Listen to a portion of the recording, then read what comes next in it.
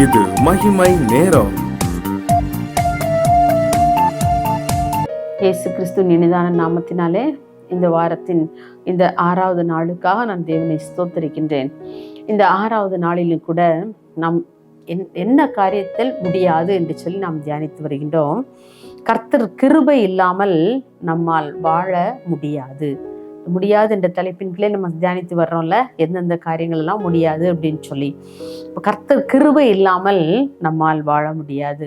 புலம்பல் 3ஆம் அதிகாரம் 22ஆம் வசனம், நாம் நிர்மூலமாகாதிருக்கிறது கர்த்தருடைய கிருபையே. அந்த கிருபை இல்லாம இருந்துச்சுன்னா நம்ம என்ன செய்ய முடியாது, வாழ முடியாது. இந்த உலகத்தில் நாம் நிர்மூலமாகாமல் அழிந்து போகாமல் நான் இருப்பதற்கு காரணம் அவருடைய கிருபை. நான் நல்ல சுகத்தோடு இருக்கேன், பலத்தோடு இருக்கிறேன், ஆரோக்கியமான உணவு சாப்பிட்றேன், என்னுடைய உடம்பை ஆரோக்கியமாக வைத்திருக்கிறேன், அதனால தான் நான் இப்படி இருக்கிறேன் அப்படின்னு சொல்ல முடியுமா? இல்லை. அவருடைய கிருபை இல்லை என்று சொன்னால் நாம் என்றைக்கோ நாம் அழிந்து மாய்ந்து போயிருப்போம் இல்லையா? அவருடைய கிருபை இல்லாமல் இந்த உலகத்தில் நம்மால் வாழ முடியாது. நம்முடைய தாயின் கர்ப்பத்தில் இருக்கும் போதே பாவம் நமக்குள் வந்து விடுகிறது இல்லையா? ஜென்ம சுபாவமாக அந்த பாவம் நமக்குள் வந்து விடுகிறது. அதைத்தான் தாவீது ராஜா சொல்லும்போது 51ஆம் சங்கீதத்தில் சொல்லுகிறார், என் தாய் என்னை பாவத்தில் கர்ப்பம் தரித்தாள் என்று சொல்லி. அப்போதிலிருந்தே நாம் பாவத்திலிருந்து நாம் பாவத்திற்குள்ளாக நாம் விழுந்து விடுகிறோம் தாயின் கர்ப்பத்தில் இருக்கும் போதே. அப்போ அந்த நிலைமையிலிருந்து இந்த உலகத்திலே வாழ நாம் வெளிவரும் பொழுது அவருடைய கிருபை இல்லை என்று சொன்னால் நாம் என்றைக்கோ நிர்மூலமாகி இருப்போம் இல்லையா? நாம் அதை என்னைக்காவது யோசித்து பார்த்துருக்குறோமா? யோசித்து பார்ப்போம். ஆண்டவரே, உங்களுடைய கிருபை இல்லைன்னு சொன்னா நான் இந்த உலகத்துல வாழவே முடியாதப்பா. அவருடைய சமூகத்திலே முழுவதுமாக நம்ம சரண்டர் பண்ணினேன். அப்பா, நான் முழுசும் உங்களுக்கு தான்ப்பா. உங்களுடைய கிருபை இல்லைன்னா நான் அந்த உலகத்துல இருந்திருக்கவே முடியாது. என்னுடைய பாவமான வாழ்க்கையிலிருந்து, நாற்றமான வாழ்க்கையிலிருந்து என்னை தூக்கி எடுத்த என் தேவன் இன்றைக்கு உங்களுடைய வாழ்க்கையிலும் அவருடைய கிருபையினாலே உங்களை மீட்டு ரட்சிக்க அவர் வல்லவராக இருக்கின்றார். இதுவரைக்கும் நம்மை தாங்கி பலப்படுத்தி வாழ வைப்பது அவருடைய கிருபை ஒன்று மாத்திரமே. என்னுடைய பலம், என்னுடைய சுய பலன்தான், என்னுடைய அழகுதான், அல்லது நான் உண்கின்ற நல்ல சத்துள்ள ஆகாரங்கள் தான் என்று சொல்லி அல்ல. எல்லாவற்றுக்கும் மேலாக அவருடைய கிருபை ஒன்றே. அவருடைய கிருபை இல்லாமல் இந்த உலகத்தில் நம்ம என்ன செய்ய முடியாது, வாழவே முடியாது. அநேக நேரங்களிலே நாம் சில வேளைகளிலே நாம் என்ன செய்யறோம், அந்த கிருபையை இழந்து போகும்போது நம்முடைய வாழ்க்கையில் நாம் இக்கட்டில் அகப்பட்டு கொள்கின்றோம், ஆபத்தில் மாட்டிக்கொள்கிறோம். ஏன்? அவருடைய கிருபை நாம் இழந்து போகக்கூடிய சூழ்நிலைகள் ஏற்படும் பொழுது நம்முடைய கிருபை இழந்து போனதுனாலே அநேக சந்தர்ப்பங்களிலே நாம் நம்முடைய இக்கட்டில் அநேக துன்பங்களிலே நாம் மாட்டிக்கொள்ளுகின்றோம். பாருங்க, அப்போஸ்தலர் 17ஆம் அதிகாரம் 28ஆம் வசனத்திலே பவுல் எழுதுகின்றார், அவருக்குள் நாம் பிழைக்கிறோம், அசைகிறோம், இருக்கிறோம். பாருங்க, நாம் இயேசு கிறிஸ்துவுக்கு உள்ளாகத்தான் நாம் பிழைத்திருக்கிறோம். அவருக்குள்ளாகத்தான் நான் அசைந்து காணப்படுகின்றோம். அவருக்குள்ளாகத்தான் நான் இருக்கிறோம். அவர் இல்லைன்னா இந்த ஒரு செயலும் கூட என்னுடைய வாழ்க்கையில என்ன செய்ய முடியாது, நடைபெறவே முடியாது. இது பவுலினுடைய வாழ்க்கையிலே அனுபவமாக இருந்தது. இன்னைக்கு நம்முடைய வாழ்க்கையில எப்படி இருக்கிறோம்? நான் அவருக்குள் பிழைக்கிறோமா, அவருக்குள் அசைகிறோமா, அவருக்குள் இருக்கிறோமா? பாருங்க, நம்ம உலகத்துல பேசும்போது மனுஷங்க நிறைய பேசுறாங்க. என்ன பேசுறாங்க? நான் யார் தெரியுமா, நான் எந்த பரம்பரை தெரியுமா, என்னுடைய தகப்பனார், என்னுடைய தாத்தா, என்னுடைய மூதாதையர்கள்லாம் யாரெல்லாம் தெரியுமா, பெரிய பெரிய பதவியில அரசு உத்தியோகங்கள் எல்லாம் இருந்தவங்க அப்படின்னு சொல்லி மாறுதட்டி பேசுறவங்க இன்றைக்கு அநேக பேர் உண்டு. ஆனா எது இருந்தாலும் அவருடைய கிருபை இல்லை, நம்மை தாங்காவிட்டால், அவருடைய கிருபை நமக்கு கிடைக்காவிட்டால், அவருடைய கிருபை நம்மை பாதுகாக்காவிட்டால் நாம் வாழவே முடியாது.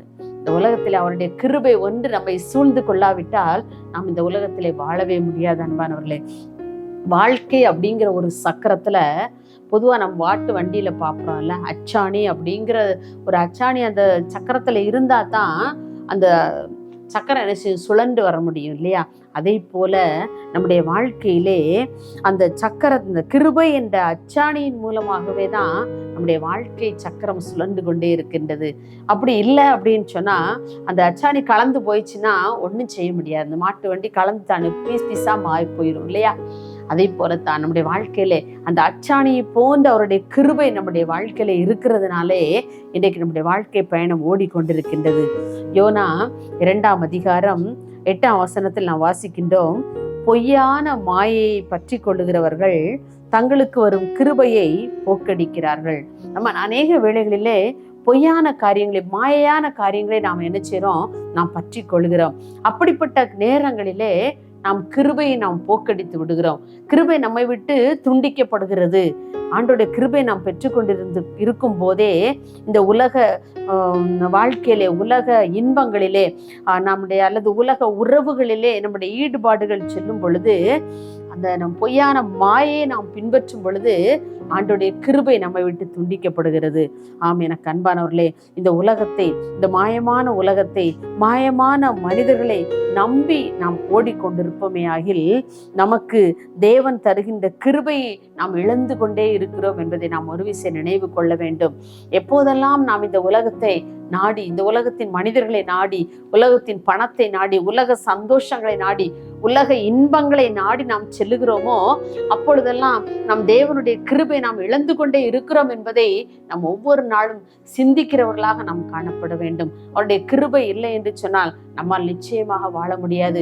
ஏதோ உலகத்தில் ஆண்டவர் நம்ம வைத்திருக்கிறதும் அவருடைய சுத்த கிருபை தான்.